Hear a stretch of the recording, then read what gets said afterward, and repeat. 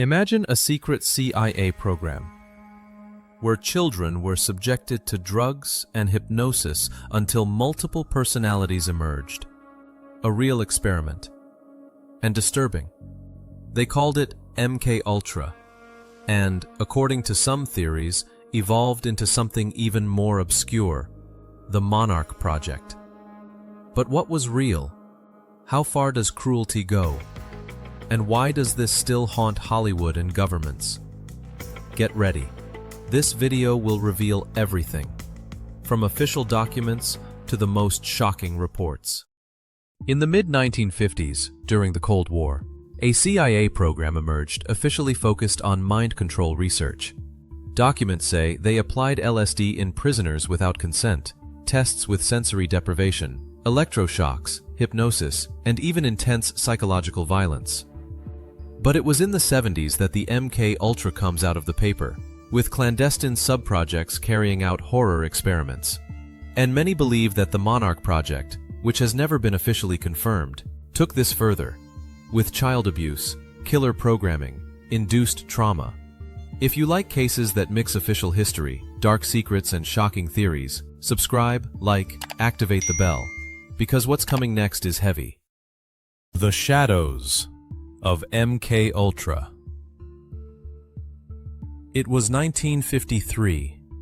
At the height of the Cold War, fear didn't just come from bombs. It came from the idea that the human mind could be controlled. It was in this paranoid scenario that the MK Ultra project, a secret CIA initiative created to combat alleged Soviet and Chinese advances in mind control.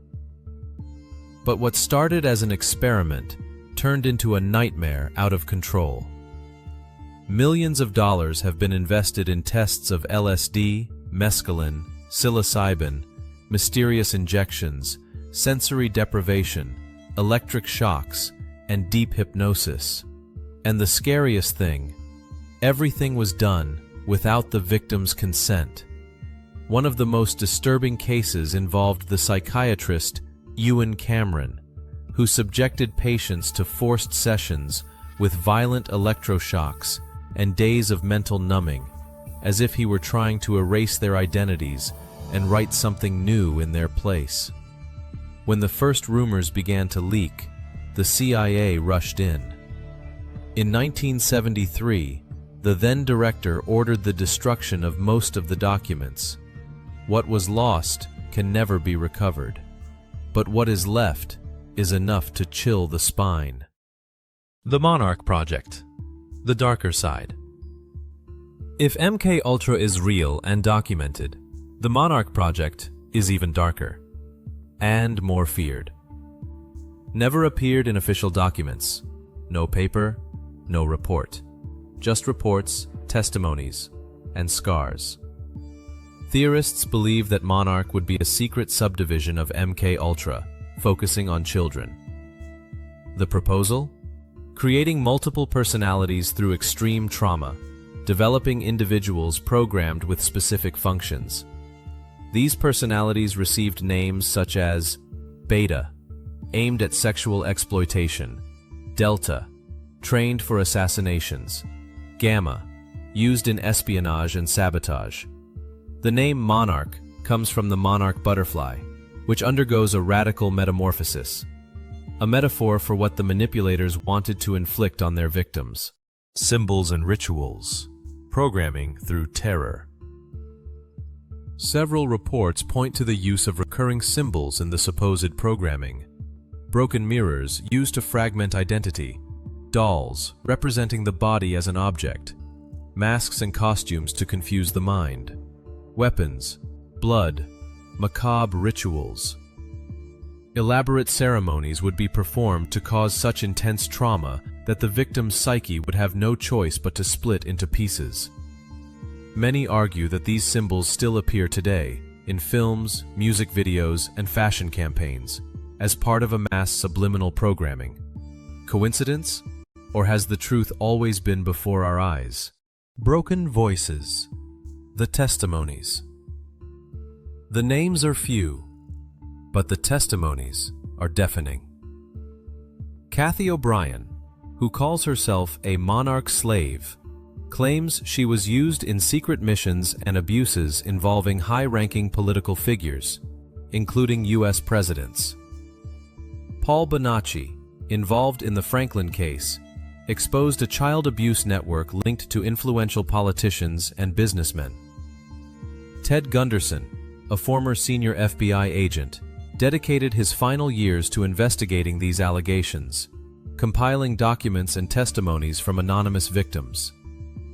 Susan Ford and Arizona, Wilder claimed to have been programmed since childhood. Today, they speak openly about what they experienced and how their brains were shaped to obey. These are voices that have been ignored, ridiculed, but that continue to speak. And the more we listen, the harder it is to deny that something much bigger and much darker may be hiding behind the curtain. What if everything you think is a product of your own mind was never yours? What if there was a program capable of erasing who you are and rewriting your identity with orders you don't even know you carry? In this video, you'll learn about the deleted files, the silenced names, and the secrets the government tried to bury under millions of torn pages. But some fragments survived, and what they reveal is terrifying. The question here is there anyone who pays for everything to remain silent? MK Ultra was real. The Monarch Project still lives between doubt and denial. But some questions continue to echo, and none of them deserve to be silenced. Who were these children? Who had enough power to shape a mind and then erase all evidence? And perhaps the most disturbing of all, if this really happened, who are the people who appear in these photos that seemed like fiction? These are stories that defy logic, but also touch on something deeper: memory, identity, and what can be done with them when they fall into the wrong hands. If this touched you, if any part resonated or left you with unanswered questions, subscribe, comment on which of these stories you want to see unearthed, and activate the bell, because the truth may be closer, more hidden, and darker than you can imagine.